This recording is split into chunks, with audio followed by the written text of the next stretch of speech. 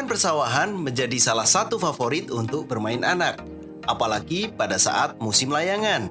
Pernahkah kalian perhatikan makhluk hidup apa saja yang mungkin hidup di area persawahan? Apakah makhluk hidup yang ada di dalam lingkungan tersebut saling berhubungan satu dengan yang lain? Pernahkah sahabat memperhatikan bagaimana berbagai makhluk hidup itu saling berinteraksi dengan lingkungannya? Lalu, komponen-komponen apa sajakah yang ada di dalamnya? Untuk lebih jelasnya, simak video berikut ini. Assalamualaikum warahmatullahi wabarakatuh. Bagaimana kabarnya hari ini anak-anakku sekalian? Senang sekali Bapak bisa berjumpa lagi dengan kalian tentunya di mata pelajaran pendidikan lingkungan hidup. Kita teruskan ya materi selanjutnya. Adapun tujuan pembelajaran kali ini yaitu sebagai berikut ini.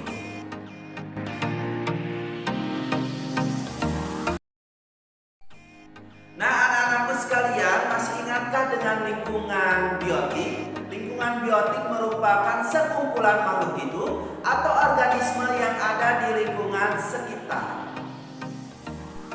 Perlu kalian ketahui anak-anakku sekalian, lingkungan biotik terdiri atas tingkatan-tingkatan makhluk hidup yaitu berupa individu, populasi, komunitas, dan ekosistem.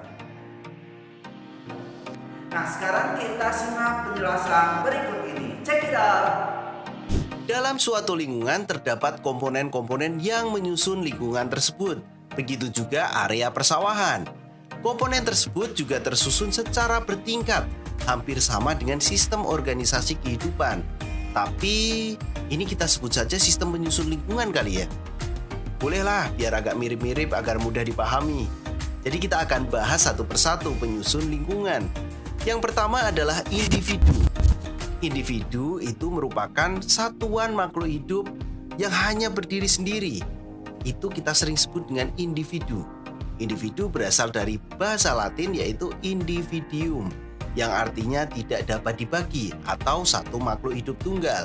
Contohnya adalah seekor burung, seekor kerbau, seekor sapi. Tapi jangan ekornya saja ya, intinya satu organisme di situ. Yang kedua adalah populasi. Populasi adalah sekelompok makhluk hidup yang memiliki karakteristik yang sama, yang hidup pada waktu yang sama dan wilayah geografis yang sama. Jumlah populasi dari satu ekosistem dapat berubah dari waktu ke waktu. Populasi akan bertambah jika terdapat kelahiran baru dan akan berkurang jika terjadi kematian. Demikian juga jika terjadi perpindahan. Perpindahan ke dalam atau imigrasi akan menambah populasi, sehingga perpindahan keluar atau emigrasi akan mengurangi jumlah populasi. Contohnya sekumpulan gajah, sekumpulan jerapah, sekumpulan suketeki.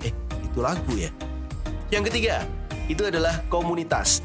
Komunitas adalah sekumpulan organisme yang terdiri dari berbagai macam populasi makhluk hidup.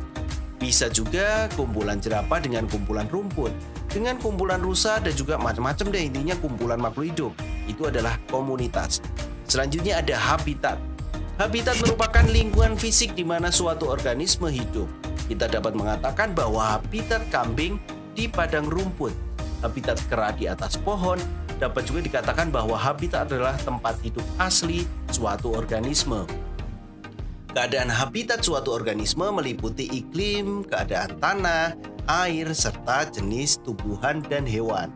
Jika lingkungan fisik itu rusak, maka dapat mempengaruhi organisme yang hidup di dalamnya dan dapat mempengaruhi seluruh ekosistem. Misalnya ada habitat kolam ikan, habitat air laut, habitat juga kolam teratai ataupun banyak lagi habitat-habitat yang lain. Selanjutnya ada ekosistem. Ekosistem adalah kesatuan komunitas dengan lingkungan hidupnya yang saling berinteraksi tentunya. Di situ akan membentuk hubungan timbal balik. Dalam suatu habitat atau tempat berjenis makhluk hidup yang itu adanya isinya komunitas dapat melangsungkan kehidupannya. Komunitas ini tidak terlepas dari pengaruh abiotik di sekitarnya, seperti ada air, tanah, udara, dan sinar matahari. Di antara anggota komunitas dengan lingkungan abiotik tersebut terjadi interaksi atau hubungan yang saling mempengaruhi. membentuk suatu sistem ekologi yang disebut ekosistem. Contohnya ekosistem sungai, kebun, dan juga pantai misalnya. Nah, yang terakhir itu ada biosfer. Biosfer itu komunitas-komunitas di bumi yang saling berinteraksi dengan lingkungannya. Nah, itu akan membentuk di mana di dalamnya itu berisi adalah ekosistem-ekosistem. Akuarium adalah salah satu ekosistem yang berukuran kecil, sedangkan hutan dan lautan itu merupakan ekosistem yang berukuran besar. Seluruh ekosistem di permukaan bumi ini itu akan membentuk sebuah biosfer. Nah, kita sebut biosfer. Jadi kalian perlu pahami ada individu, populasi, komunitas, habitat, ekosistem, dan biosfer.